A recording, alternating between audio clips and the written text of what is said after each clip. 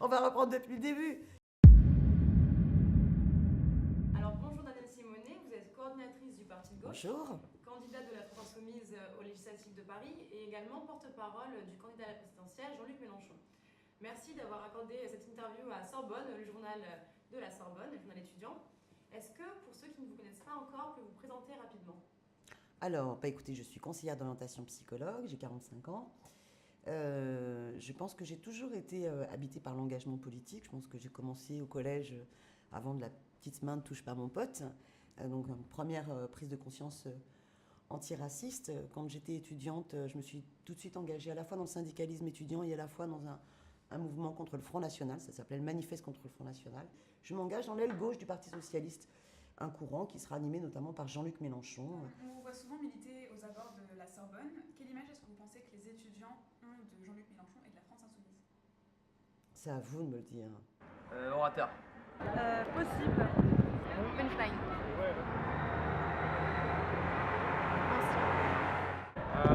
Rebelle. Innovateur. Idéaliste. Rêveur. Juste. Utopiste. Mélenchon, je dirais ambitieux, mais dans le bon sens. Battant. Idéaliste. Innovateur. C'est chouette, hein. Une réaction? Franchement, écoutez, je trouve ça vachement chouette, quoi. Je trouve ça... Parce que finalement, quels sont les termes qui reviennent? Bon orateur, oui, c'est vrai, c'est un vrai tribun. Le mot idéaliste, il revient très souvent, et je pense que c'est important. Souvent, on le dénigre. Celui qui est idéaliste, il est utopiste, c'est celui qui ne réalisera jamais ce qu'il souhaite. Et en même temps, vous avez eu d'autres mots forts qui étaient combattants, déterminés. Ben oui, on souhaite avoir un idéal, on souhaite l'émancipation de tout le monde. On souhaite que les jours heureux reviennent. On est à quelques jours maintenant du premier tour de la présidentielle et il y a un énorme pluralisme des candidatures et les électeurs, en particulier les jeunes, sont parfois encore un petit peu perdus. Oui. La France Insoumise, concrètement, qu'est-ce que c'est? Alors, la France Insoumise, c'est un mouvement unique, voilà, donc citoyen, qui a commencé comment? Quand Jean-Luc Mélenchon a proposé sa candidature en février 2016, il a proposé à tous celles et ceux qui se retrouvaient à travers ce qu'il incarnait, ce qu'il voulait proposer, de cliquer. Donc finalement, la France Insoumise, c'est d'abord et avant tout, c'est bizarre comme réponse, hein, des centaines de milliers de personnes qui ont cliqué. Voilà, donc on en est, je ne sais plus, vous regarderez les chiffres, mais je crois à plus de 350 000 personnes qui ont cliqué pour appuyer la proposition de candidature de Jean-Luc Mélenchon. Mais qui ensuite se sont organisés à travers une plateforme. On a utilisé un peu la même plateforme que Bernie Sanders, qui était le candidat aux États-Unis et que nous avons beaucoup admiré, beaucoup copié parfois. On s'est inspiré, mais on l'assume et on le reconnaît. Je veux dire, quand il y a des belles expériences qui se font ailleurs avec lesquelles on est en accord, où est le mal à justement puiser les bons enseignements, quoi. Donc la France Insoumise, après, c'est des femmes et des hommes qui décident, bah, tiens, on va s'organiser dans notre quartier ou dans notre fac. Et qui, une fois qu'ils ont cliqué, eh bien, décident de créer un groupe d'appui. Et donc s'organiser pour mener campagne. Mais la France Insoumise, c'est aussi ces hommes et ces femmes qui ont élaboré un programme, l'avenir en commun. Donc si vous voulez, la France Insoumise, c'est à la fois le contenu d'un programme politique, mais c'est aussi plein d'hommes et de femmes qui, sur l'ensemble des territoires, décident de s'insoumettre. Et donc vous avez ceux qui se sont déjà, les insoumis sont aussi, pour une partie d'entre eux, ceux qui étaient déjà insoumis auparavant, qui étaient engagés contre la loi travail, pour son abrogation, qui étaient engagés contre le nucléaire, qui étaient engagés pour régulariser les personnes sans papier, qui refusent qu'il y ait des mineurs isolés étrangers à la rue.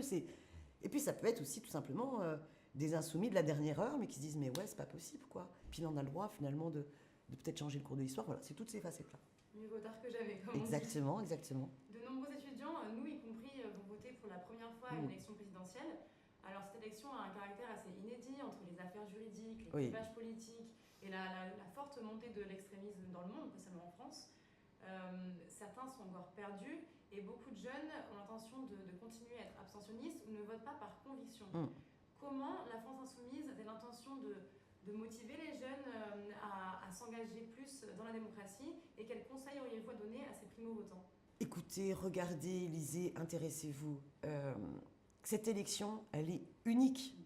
Jamais on a une élection où il y a une telle incertitude sur son débouché. Et il peut y avoir un changement historique, excusez-moi, énorme. On a finalement 3 projets politiques qui sont en compétition. Vous avez celui du Front National, qui propose la constitutionnalisation de la préférence nationale. C'est extrêmement grave, qui impose la règle brune. C'est-à-dire de faire croire que le problème, c'est l'immigré, alors que ça devrait être considéré comme le banquier, le problème, la finance. Hein. Que le problème, par exemple, il faut interdire il faut remettre en cause l'école gratuite, laïque et obligatoire. Puisque vous savez que dans le programme de Marine Le Pen, eh bien, les enfants d'immigrés, les 2 premières années de leur scolarité devraient être payées par leurs parents, qui réfléchissent autour d'eux, à tous leurs camarades de classe, à tous leurs compagnons de route, ceux qui auraient été dans cette situation-là, à être déscolarisés, parce que les parents ne pouvaient pas payer. Est-ce qu'on veut de ce projet de haine-là?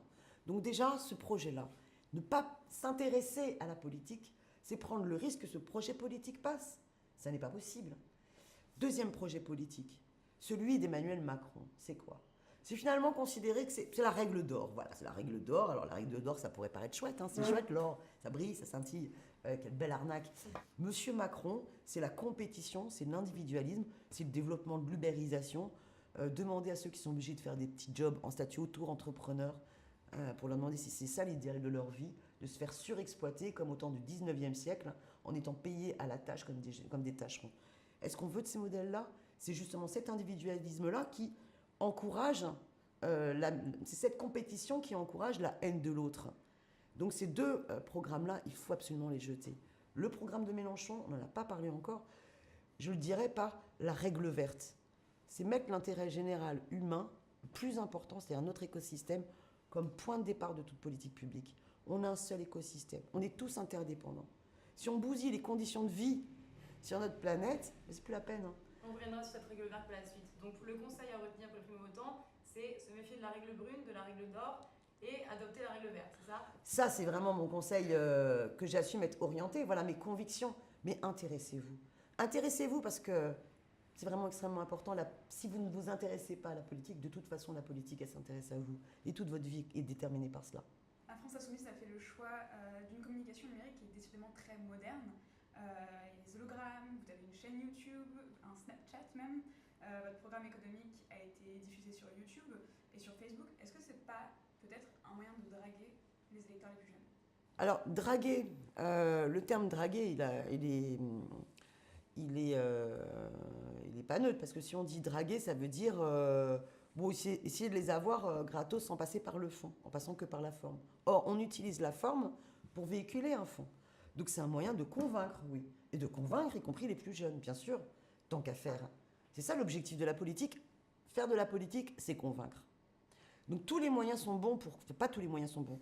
Tous les moyens, tous les vecteurs scientifiques ou de communication voilà, qu'on peut nous permettre peuvent être possibles à partir du moment où ils permettent aux idées de passer.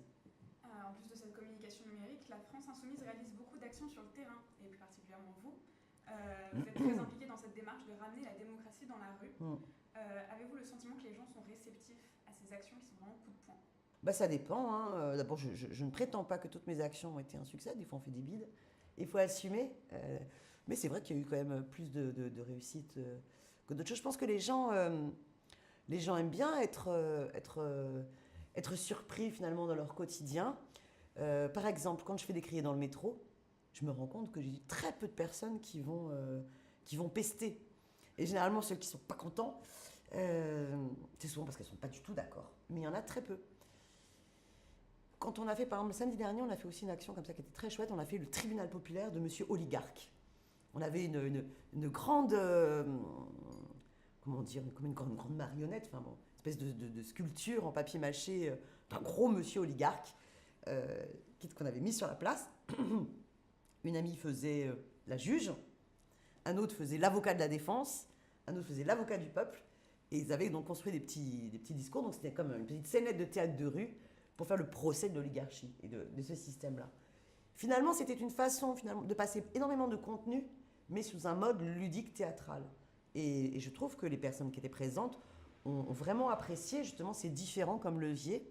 C'est plus créatif, c'est plus subversif que simplement le discours classique politique. Maintenant, on va passer à un sujet de plantes vertes. 48% des jeunes de moins de 17 ans affirment avoir déjà consommé du cannabis. Ouais. C'est 5% de plus qu'en 2011, donc ça augmente. La France insoumise souhaite légaliser et encadrer la consommation, la production et la vente du cannabis. Qu'est-ce qui motive cette décision? D'abord, une question de santé publique. Parce qu'aujourd'hui, on remarque que les pays qui ont légalisé le cannabis sont justement les pays où les actions de prévention ont permis de réduire la consommation de cannabis. Alors je sais que ça paraît, pour certaines personnes, très compliqué à réaliser, hein, parce que tout le monde se dit, bah oui, c'est en interdisant qu'on en a moins qui consomment, et comme c'est néfaste à un moment donné pour la santé, c'est mieux. Ben non, en fait, non. Parce que ce qui est interdit attire. Deuxièmement, enfin toujours dans la santé, si vous légalisez et donc vous encadrez la production et la vente, eh bien vous pouvez beaucoup plus contrôler la qualité et vous assurer qu'il y a pas n'importe quoi à l'intérieur. Donc c'est important d'être sûr de la qualité des produits.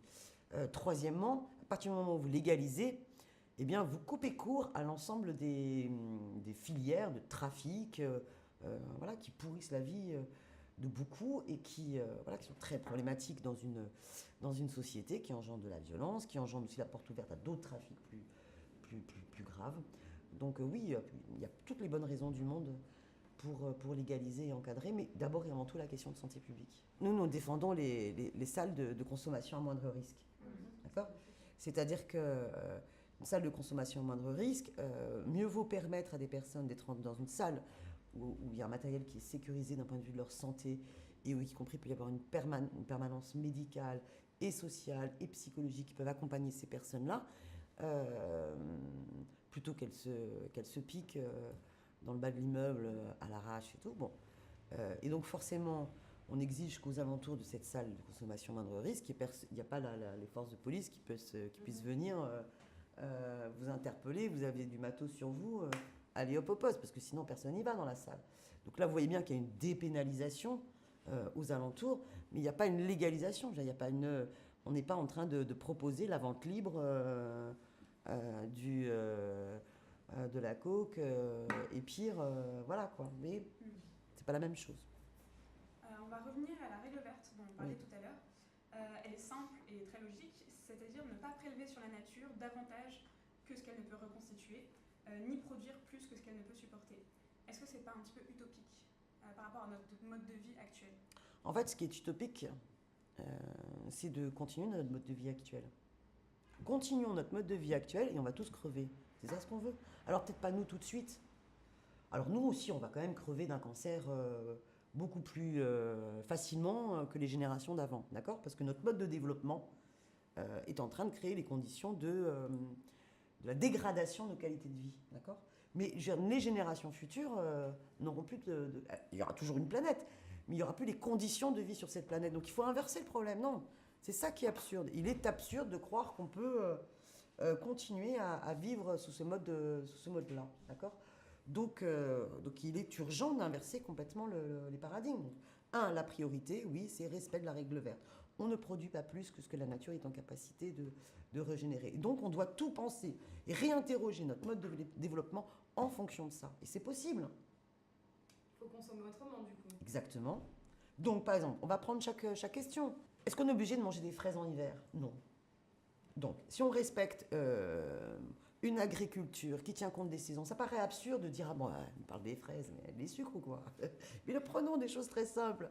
Si on est capable de respecter les saisons, qu'on revient au b.a.-ba de l'agriculture, non pas productiviste, intensive, en grande qualité, spécialisée sur un territoire, mais diversifiée en petites unités, qui réduit aussi la consommation carnée, on est du coup dans une situation où la nature, l'environnement est respecté et on a une alimentation saine dans nos assiettes et ça crée beaucoup plus d'emplois. Et donc, il y a tout un cercle vertueux autour de cela. Et comment convaincre les jeunes qui ont encore envie de manger des nuggets, de consommer autrement, de ne plus manger de fraises en hiver? Alors d'abord, on peut faire ces nuggets soi-même, elles sont vachement meilleures, j'ai testé avec mes filles, que celles des fast-food. Voilà, bon, premièrement. Deuxièmement, on n'est pas obligé de manger des nuggets tous les jours.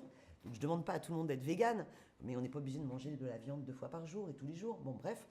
Et donc, oui, c'est culturel, mais ce n'est pas que sur ces petites choses-là. C'est aussi, il y a toute une bataille il y a toute une bataille sur le mode de développement de notre société. Donc, comment est-ce qu'on agit à la source pour stopper l'obsolescence programmée des produits? Comment est-ce qu'on engage d'une planification écologique pour développer du 100% énergie renouvelable et sortir des énergies fossiles? Comment est-ce que on relocalise l'activité industrielle pour être vraiment dans les logiques de circuits courts et de développement, de souveraineté de chaque pays dans sa capacité à produire ce dont il a besoin pour consommer et limiter les importations parce que ça limite aussi les transports. Donc il y a tous ces éléments-là qu'il faut penser, mais qui nécessitent à la fois des investissements, donc l'inverse des politiques d'austérité. Ça nécessite également une bataille culturelle, c'est lutter contre la société consumériste, lutter contre la domination de la pub dans l'espace public qui veut nous réduire à des consommateurs qui croient que le bonheur est au fond du caddie, dans le dernier smartphone et dans je ne sais quoi. Enfin, bon, donc c'est toutes ces batailles-là. Les étudiants que nous avons rencontrés avaient beaucoup de questions au sujet de la France Insoumise. Nous en avons sélectionné une seule, la voici, si vous voulez bien y répondre. Voilà. C'est parti. Quelles mesures la France Insoumise compte-t-elle prendre pour remoraliser la vie publique? Alors, il y a d'abord un livre que je vous conseille de lire, c'est De la vertu, de Jean-Luc Mélenchon, qui vient de sortir il y a une semaine et qui est vraiment intéressant et qui dit, voilà, la vertu républicaine, c'est vraiment considérer que ce qui guide l'action politique, ça doit être la satisfaction de l'intérêt général, bien, et non pas la satisfaction des intérêts privés. Et quand on voit tous les pourris qui s'en sont mis plein les poches et qui sont les mêmes qui nous demandent de voter pour eux en promettant de supprimer 500 000 fonctionnaires, hein, comme François Fillon, mais on pourra en citer d'autres, c'est hallucinant. Donc il y a des mesures très radicales à prendre. Hein. Jean-Luc Mélenchon propose de convoquer la constituante et le peuple puisse élaborer la constitution de la 6e République. Dedans, la mesure importante qu'on souhaite mettre, c'est par exemple l'inéligibilité, c'est vachement dur à dire, hein. Je vous donne ça comme exercice le matin. Si, non, c'est très facile à appliquer. Inéligibilité de tous les élus condamnés pour fraude fiscale et corruption. Donc c'est très facile à appliquer. C'est-à-dire qu'à l'issue des procès et des condamnations, inéligibilité, voilà, c'est pas possible. Donc ça, c'est très simple. Hein. Je peux vous dire que ça mettrait une autre pression. Hein, ça mettrait une autre pression. Je veux dire, ils y réfléchiraient à deux fois avant de mettre les mains dans la confiture. Bon, première mesure, à mon avis, radicale. Deuxième mesure, le droit de révoquer les élus. Parce qu'évidemment, il peut y avoir des suspicions de corruption qui ne sont pas allées jusqu'au procès, par exemple. Hein, bon.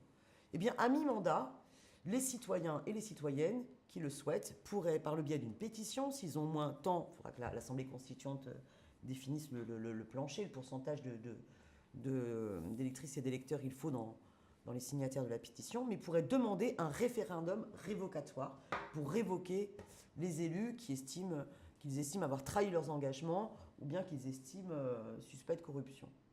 Là aussi, ça changerait la donne. Ça changerait beaucoup, effectivement. Dernière question, mais pas des moindres. Pourquoi est-ce que les jeunes devraient voter pour Jean-Luc Mélenchon? Mais pour tout ce que j'ai dit depuis tout à l'heure, alors on va reprendre depuis le début. Ben parce qu'on propose la révolution citoyenne. Et ça veut dire quoi, la révolution citoyenne? Ça veut dire changer le cours de l'histoire par le bulletin de vote et par l'implication citoyenne à tous les niveaux.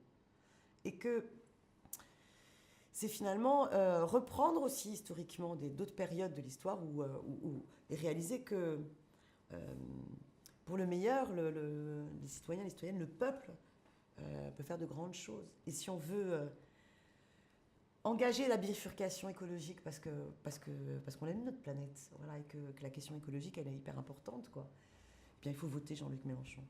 Si on veut enfin qu'on redistribue les richesses et qu'on se dise, mais là, 9 millions de pauvres, il n'y a absolument aucune fatalité. Ils ont augmenté de 40% les dividendes versés aux actionnaires, donc on peut très bien organiser une redistribution des richesses autrement pour que les gens ils arrêtent de crever dans la rue. Si on veut se dire, mais ouais, l'égalité des droits, sur stop, quoi.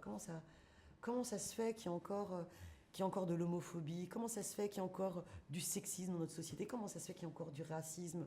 Avec Jean-Luc Mélenchon, on veut essayer de construire un peuple qui fait de la liberté, égalité, fraternité, non pas des grands principes inscrits sur le fronton de nos écoles, mais vraiment un principe qui guide la politique et qui devient réel. Voilà. C'est une belle raison, non, de voter Jean-Luc Mélenchon. Voter Jean-Luc Mélenchon, c'est se dire, nous, le peuple, la force du peuple, va enfin changer le cours de l'histoire ensemble.